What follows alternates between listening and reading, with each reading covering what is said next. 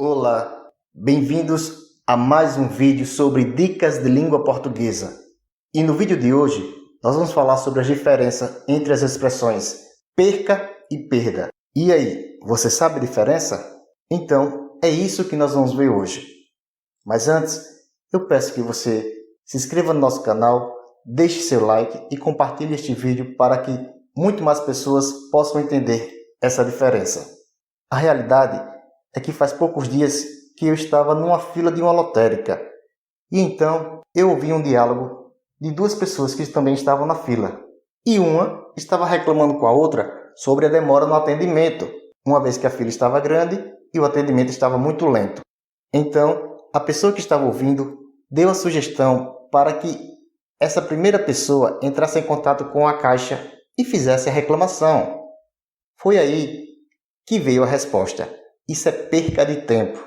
E foi a partir disso que eu tive a ideia de fazer o vídeo para esclarecer de uma vez por todas a diferença entre perca e perda. Então, vamos aprender a diferença. Inicialmente, é preciso perceber que os vocábulos perca e perda são parônimos. Opa, mas o que é parônimo? Você deve se perguntar. E parônimos são palavras que possuem grafia e pronúncias semelhantes, como é o caso da palavra perca e da palavra perda. E é óbvio que isso causa muita confusão, uma vez que, por serem tão semelhantes, as pessoas acabam sem saber qual delas deve usar. E isso não acontece apenas com perca e perda. Veja outros exemplos. Infração com inflação, seção com C e dois S, seção com S e cedilha, e seção com um S inicial e dois S no meio. E no caso de seção, a confusão é ainda maior, porque, além de serem palavras parecidas na grafia, são palavras iguais na pronúncia, e isso dificulta ainda mais para as pessoas. E um outro exemplo é discriminar e discriminar. Enquanto o primeiro é retirar uma criminalização, o segundo é o ato de segregar, ou seja, de agir com discriminação com algo ou com alguém, certo? E então, qual a diferença? A palavra perca é uma forma verbal, é a flexão do verbo perder, e é usado tanto na primeira como na terceira pessoa, como a gente vê nos exemplos. Não perca tempo com coisas desnecessárias.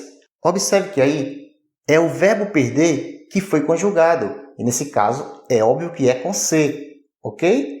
E o segundo exemplo? Quero que você perca o medo de lutar. Mais uma vez, foi o verbo perder que foi conjugado. E nesse caso, quem perde, perde algo. Nesse caso, quero que você perca o medo de lutar. Uma outra dica é que você não deve usar a palavra perca quando houver uma preposição logo em seguida, como é o caso. Isso é perca de tempo. Então, quando houver preposição logo em seguida, você não vai usar perca, ok? Já a palavra perda é um substantivo que significa se privar, desapossar, excluir de alguém ou de algo e deve ser usada sempre que for um substantivo, ok? Além disso, a palavra perda admite que se use artigo, pronome ou numeral antes dela, ok? Então, temos os exemplos. Houve muita perda de conteúdos escolares neste ano. Observe aí que a palavra perda ela foi seguida, inclusive, da preposição de, como eu havia dito anteriormente. Quando houver uma preposição posterior, não vou usar perca, mas perda, com a letra D, ok? E o segundo exemplo, estressar é perda de tempo e de saúde. Mais uma vez, nós percebemos que estamos diante aí de um substantivo, por isso é perda e não perca. E uma última dica é que você não deve usar perda em frases como, por exemplo, tomara que ele não perda a entrevista. Observe que, nesse caso, o correto seria usar o verbo perder, então ficaria a forma perca. Tomara que ele não perca a entrevista.